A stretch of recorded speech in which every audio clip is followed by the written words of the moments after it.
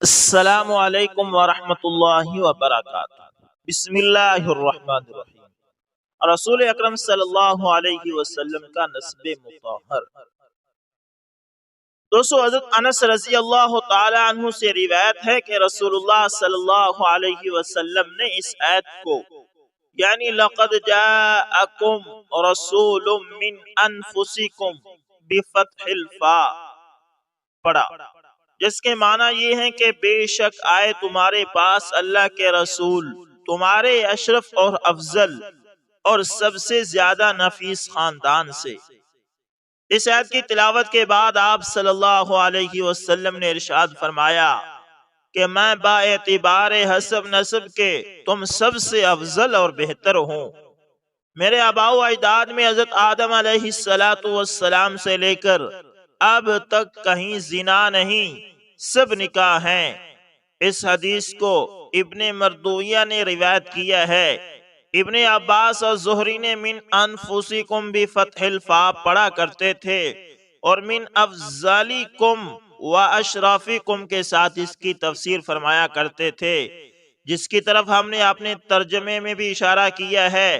حضرت آدم علیہ السلام سے لے کر آپ صلی اللہ علیہ وسلم کے والد ماجد اور والدہ ماجدہ تک جس قدر آباء و اجداد اور امہات و جدات سلسلہ نسب میں واقع ہیں، وہ سب کے سب محسنین اور محسنات یعنی سب عفیف اور پاک دامن تھے۔ کوئی فرد ان میں زنا کے ساتھ کبھی ملوث نہیں ہوا۔ عباد مخلصین کے جن کو حق تعالی شانہ نے اپنی نبوت اور رسالت کے لیے منتخب فرمایا ہو، ان کا سلسلہ نسب ایسا ہی پاک اور مطہر ہوتا ہے۔ اللہ ان کو ہمیشہ اصلاب طیبین سے ارحام طاہرات کی طرف پاک اور صاف منتقل فرماتا رہا۔ حق جل وعلا نے جس کو اپنا مصطفیٰ اور مجتبی بنایا، اس کے مصطفیٰ بنانے سے پہلے اس کے نسب کو ضرور مصطفیٰ اور مجتبی، مہذب اور مصفی بنایا۔ مصطفین الاخیار خدا کے برگزیدہ اور پسندیدہ بندوں کا جس چیز سے جس حد تک تعلق ہوتا ہے، اسی حد تک اس میں استفاء اور اجتباء، برگزیدگی اور پسندیدگی سرایت کر جاتی ہے۔ جب منافقین نے ام المؤمنین سیدہ عائشہ صدیقہ رضی اللہ تعالی عنہا پر تہمت لگائی تو حضرت حق جل شانہ نے صدیقہ بنت صدیق کی برات میں سورہ نور کی 10 آیتیں نازل فرمائی۔ ان میں ایک آیت یہ بھی ہے وَلَوْلَا إِذْ سَمِعْتُمُوهُ قُلْتُمْ مَا يَكُونُ لَنَا أَن نَّتَكَلَّمَ بِهَذَا سُبْحَانَكَ هَذَا بہتان عظیم۔ سنتے ہی کیوں نہ کہہ دیا کہ سبحان اللہ، یہ تو بہتان عظیم ہے، ہم اس میں لب کشائی نہیں کر سکتے۔ یعنی اے مسلمانوں، تم کو واقعہ افک سنتے ہی فوراً یہ کہہ دینا لازم تھا کہ سبحان اللہ، یہ تو بہتان عظیم ہے۔ معاذ اللہ، پیغمبر کی بیوی کہیں فاجرہ ہو سکتی ہے؟ پیغمبر کی بیوی تو عفیفہ اور طاہرہ ہی ہوگی۔ دوستو، ابن منذر نے ابن عباس رضی اللہ تعالی عنہما سے روایت کیا ہے کہ ما بغت امرأۃ نبی قط، کسی پیغمبر کی بیوی نے کبھی زنا نہیں کیا۔ ابن جریج فرماتے ہیں کہ منصب نبوت کے مناسب اور شایان نہیں کہ پیغمبر کی بیوی فجور میں مبتلا ہو۔ ابن عساکر نے اشرس خراسانی رضی اللہ تعالی عنہ سے مرفوعاً روایت کیا ہے کہ نبی اکرم صلی اللہ علیہ وسلم نے ارشاد فرمایا کہ کسی پیغمبر کی بیوی نے کبھی زنا نہیں کیا۔ حافظ ابن کثیر اپنی تفسیر میں اثر ابن عباس رضی اللہ تعالی عنہما ما بغت امرأۃ نبی قط کو نقل کر کے فرماتے ہیں، ایسا ہی اکرمہ اور سعید بن جبیر اور ضحاک وغیرہم سے بھی منقول ہے۔ اللہ اللہ۔ دوستو جب پیغمبروں کی ازواج کا فاجرہ ہونا منصب نبوت کے منافی ہے تو انبیاء اور رسول کی امہات اور جدات کا غیر عفیف ہونا بدرجہ اولا منصب نبوت اور رسالت کے منافی اور مباہن ہوگا، اس لیے کہ مادری علاقہ زوجیت سے بہت زیادہ قوی ہوتا ہے۔ یہ ناممکن ہے کہ معاذ اللہ ثم معاذ اللہ پیغمبر کی تکوین و تخلیق اور اس کی تولید و تصویر ہی معاذ اللہ فسق اور فجور یعنی زنا سے ہو۔ اسی وجہ سے حدیث میں ولد الزنا کو شر الثلاثہ فرمایا ہے، اس لیے کہ اس کا نفس وجود ہی معصیت اور فسق و فجور سے ظہور پذیر ہوا ہے۔ یہ قطعا ناممکن اور محال ہے کہ خداوند ذوالجلال کا فرزندہ ابن الحلال نہ ہو۔ دوستو حضرت آدم علیہ السلام سے لے کر نبی اکرم صلی اللہ علیہ وسلم تک جس قدر انبیاء اور مرسلین گزرے، کسی طاعن نے ان کے نسب مطہر میں کبھی کوئی کلام نہیں کیا۔ صرف یہود لعنہم اللہ تعالی فی الدنیا والآخرہ نے حضرت عیسیٰ علیہ السلام کی مادر عفیفہ مریم صدیقہ پر تہمت لگائی۔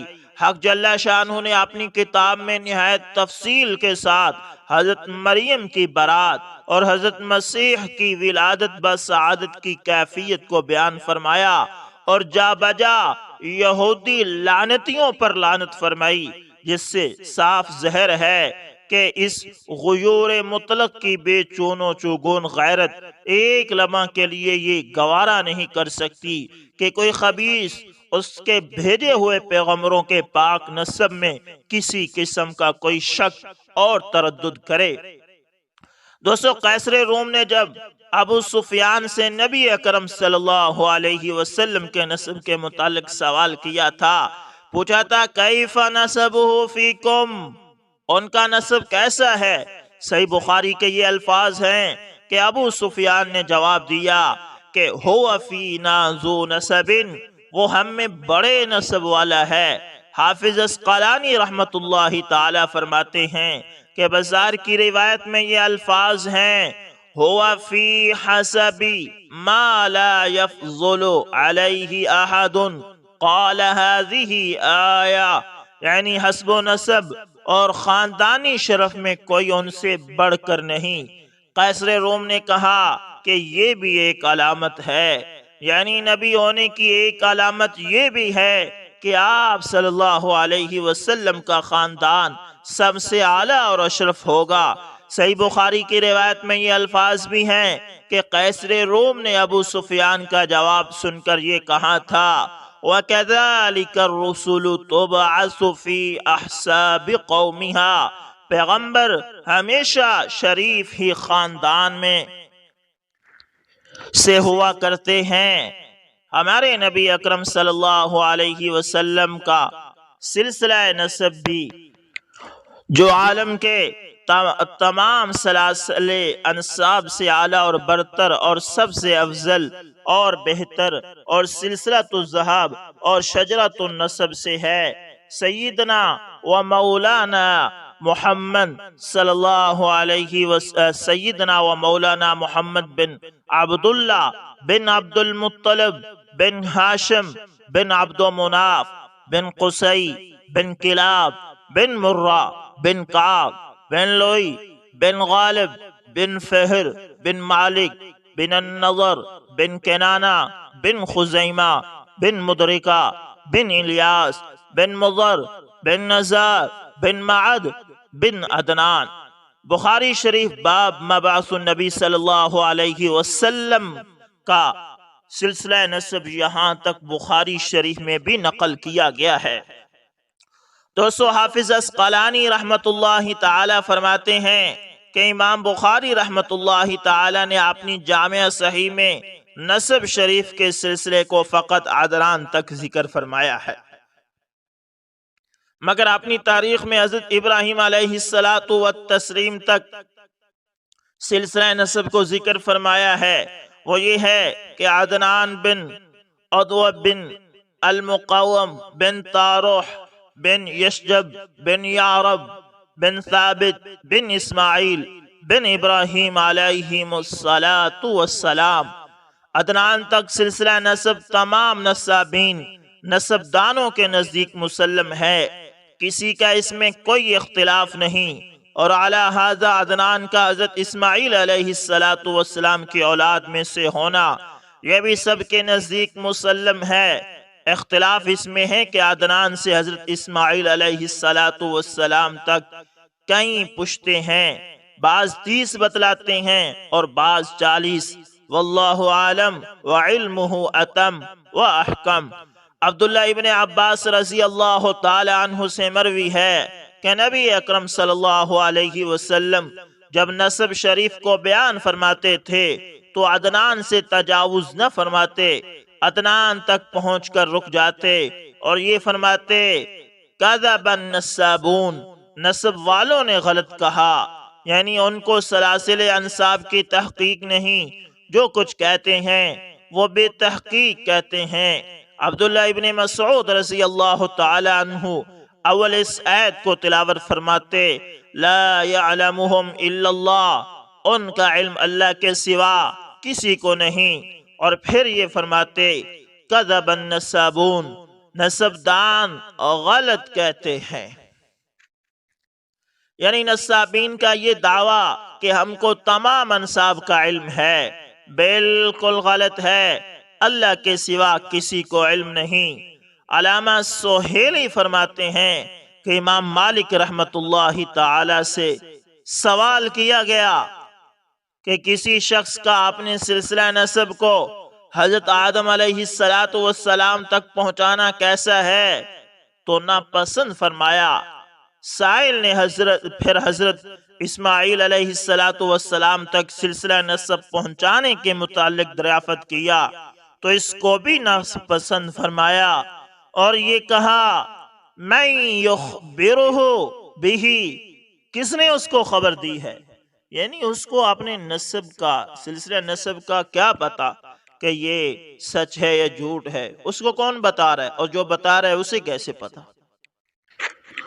آپ صلی اللہ علیہ وسلم کا مادری سلسلہ نسب، دوستو اوپر جو سلسلہ نسب بیان کیا گیا وہ پدری اور جدی سلسلہ تھا۔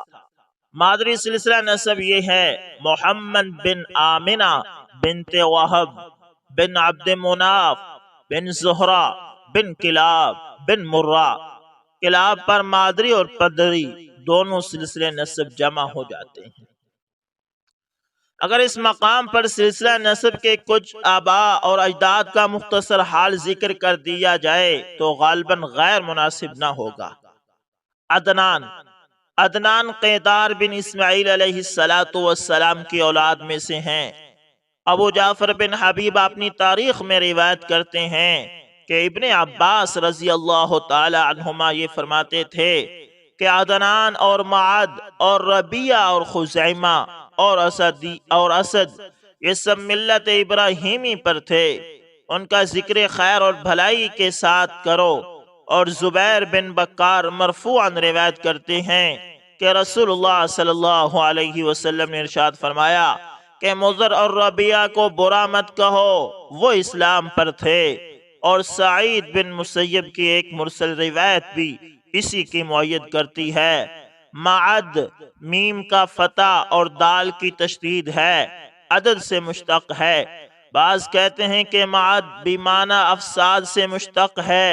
بڑے بہادر اور جنگجو تھے، ساری عمر بنی اسرائیل سے جنگ اور مقابلے میں گزار دی اور ہر لڑائی میں مظفر اور منصور رہے۔ ابو نضار ان کی کنیت تھی۔ امام طبری فرماتے ہیں کہ معد بن عدنان بخت نصر کے زمانہ میں 12 سال کے تھے۔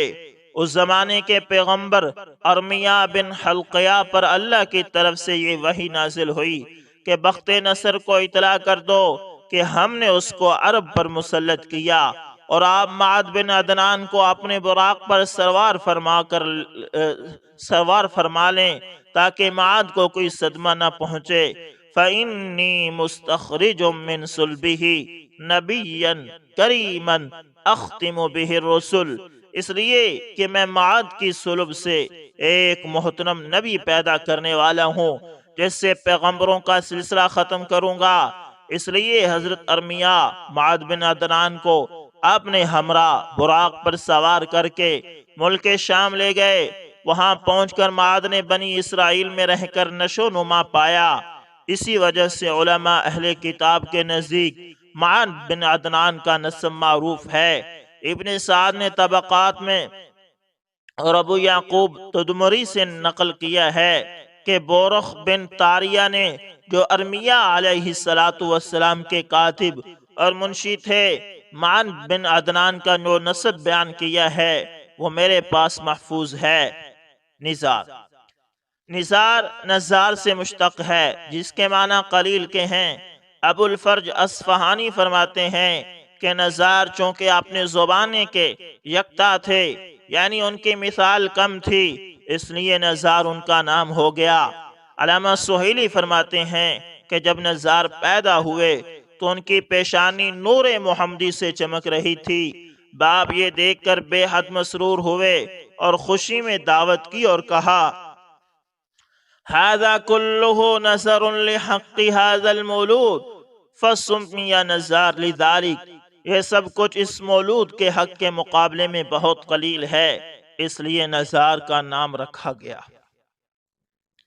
اور تاریخ الخمیس میں ہے انہو خرج اجمل اہل زمانہ واکبرہم عقلا، نزار اپنے زمانے کے سب سے زیادہ حسین و جمیل اور سب سے زیادہ عاقل اور دانش مند نکلے۔